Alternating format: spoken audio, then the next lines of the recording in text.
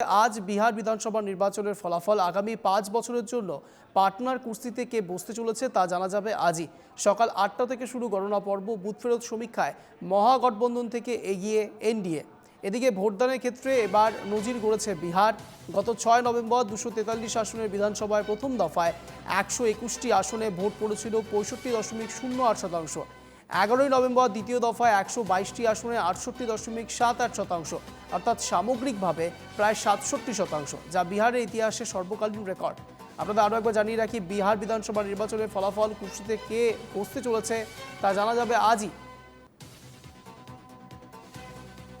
সকাল 8টা থেকে শুরু গণনা পর্ব। বুথ ফেরত সমীক্ষায় মহাগঠবন্ধন থেকে এগিয়ে এনডিএ। ভোটদানের ক্ষেত্রে এবার নজির গড়েছে বিহার। প্রথম দফায় 121টি আসনে ভোট পড়েছিল 65.08%। 11ই নভেম্বর দ্বিতীয় দফায় 122টি আসনে 68.78%। 67% ভোট পড়েছে এবারের নির্বাচনে। এ বিষয়ে বিস্তারিত কথা বলবো, রয়েছে প্রতিনিধি বাসব আমাদের সঙ্গে। বাসব, 67% ভোট পড়েছে এবারের নির্বাচনে। এবার সরাসরি ফলাফলের দিকে নজর পড়েছে সবার, তার কারণ এই ফলাফলের উপর অনেক কিছু নির্ভর করছে। বাসব। হ্যাঁ, সেটা বিহারে এবার ভোটের পার্সেন্টেজটা মোটামুটি গতবারের তুলনায় প্রায় 10% মতো বেড়েছে। গতবার হয়েছিল 56%, সেই হিসাবে এবারে 67, তার মানে 11% বেড়ে গেছে। 8টা থেকে ভোট গণনা শুরু হয়েছে। প্রথমে পোস্টাল ব্যালট গোনা হবে।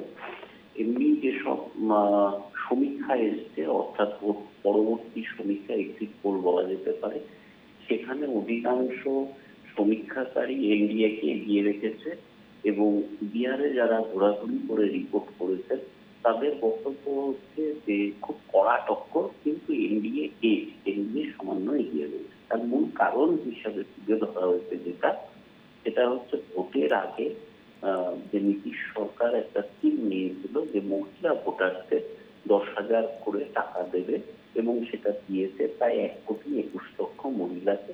টোটাল পয়সা খরচ হয়েছে 30,000 কোটি টাকা। এর ফলে বিভিন্ন বুথে দেখা গেছে যে মহিলারা খুব বেশি করে ভোট দিয়েছে। এখানে 100 জন মহিলার মধ্যে 71 জন ভোট দিয়েছে, সেটা পুরুষদের ক্ষেত্রে হয়েছে 62%। এবং গোটা বিহারে 4,34,000 মহিলা পুরুষদের চেয়ে বেশি ভোট দিয়েছেন। এখন কাউন্টিং শুরু হয়েছে। আর এখানে আরেকটা কথা মনে রাখতে হবে, এই যে এনডিএ খুব সংঘবদ্ধ এবং জোটবদ্ধ। উল্টো দিকে মহাগঠবন্ধন অর্থাৎ ইন্ডিয়া জোটের একসঙ্গে যে লড়াই, তারা বিহারের 243টা আসনের মধ্যে 12টা আসন নিজেরাই পরস্পরের বিরুদ্ধে লড়ছে।